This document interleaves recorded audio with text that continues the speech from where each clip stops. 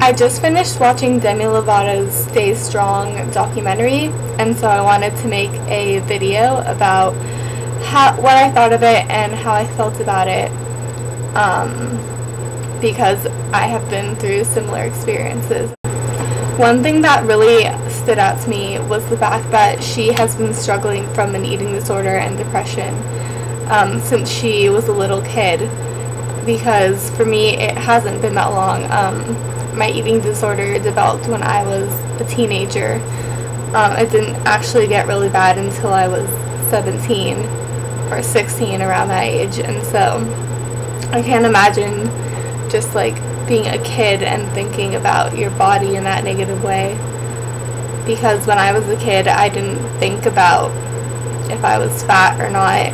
I just was like, ice cream, candy, you know, like for me it wasn't really something that I was born with. It was something that happened to me, I guess, something, you know, through society, and hers was just more of a really deep personal, like, I feel like hers is even more personal and mental than mine was, because it's been with her for such a long time, and that was the most important thing that I got out of the documentary.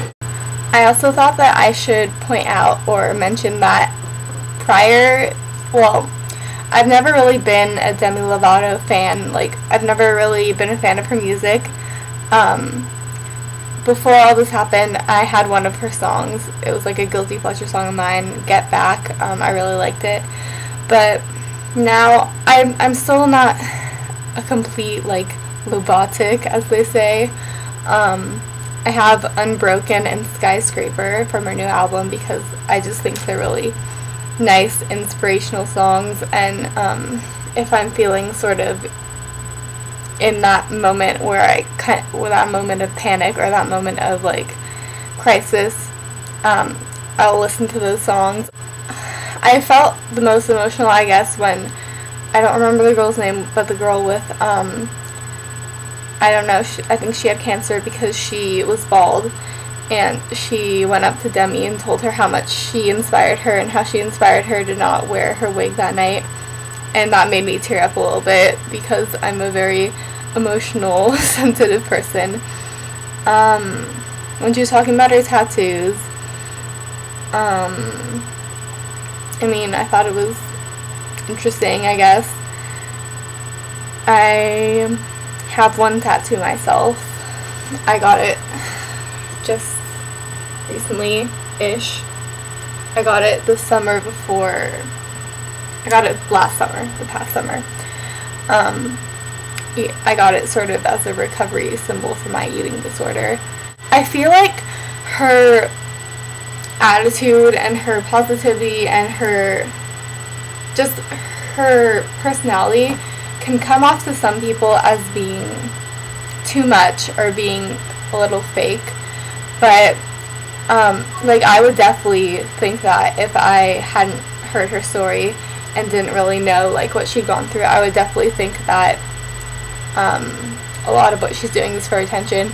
But since I have heard her story and I kind of, like, know a little bit of what she's gone through, I believe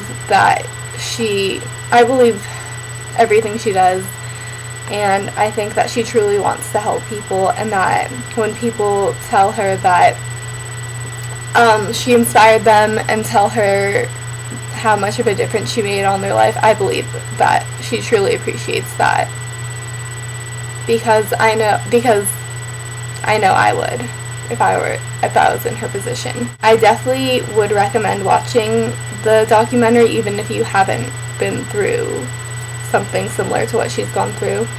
It's a pretty good representation of self-harm and eating disorders. It doesn't go into the nitty-gritty, but it's not, I mean, it wasn't filmed really during the worst of her problems, so that's probably why. It's more of, like, the post-recovery mindset and her reflecting on what has happened in her life. There are other documentaries that I will link below if you want to watch, like, the nitty-gritty, like, during your eating disorder like type of documentary, because I've watched a few of those. And yeah, but overall it was definitely worth my time watching it. I didn't cry, although, you know, I felt a little bit emotional watching it. I don't know if I'd want to go to a Demi Lovato concert just because I don't really listen to her music that much, but I would like to meet her because she has inspired me just as a person, what she's gone through. This video was kind of made on a whim. I just decided to make it.